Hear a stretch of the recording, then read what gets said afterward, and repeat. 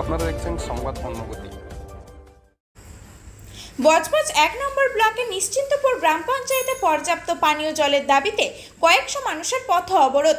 দক্ষিণ চব্বিশ পরগনার বজবজ ১ নম্বর ব্লকের নিশ্চিন্তপুর গ্রাম পঞ্চায়েতের বাগমারির অভিরামপুর ও জয়চণ্ডীপুর গ্রামের বাসিন্দাদের অভিযোগ, তারা দীর্ঘদিন ধরেই নলবাহিত পর্যাপ্ত পরিমাণ পানীয় জল পাচ্ছে না।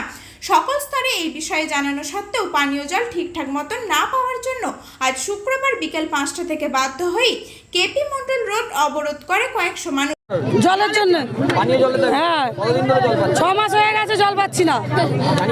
জানিয়েছি সব নেতাদের, সব মানে প্রধানকে, সবাইকে জানিয়েছি। যখন জানাই ২-৩ দিন দেয়, ২-১ দিন ওই কি গাড়ি করে পানি দিয়ে গেছিল, আর তারপরে আর দেয়নি, ওরা ভুলে যায়। অভিরামপুর গ্রাম পঞ্চায়েত নিশ্চিন্তপুর। হ্যাঁ, তাদের দাবি ভিডিওকে ঘটনাস্থলে এসে কথা দিতে হবে, ঠিক কবে নাগাদ পানীয় জল পাওয়া যাবে। সন্ধে ৬টা পর্যন্ত ভিডিও না আসলেও বজবজ থানার বিশাল পুলিশ বাহিনী ঘটনাস্থলে পৌঁছেছে এবং অবরোধকারীদের সাথে কথা বলে অবরোধ তোলার চেষ্টা করছে। সংবাদ অন্যগতি।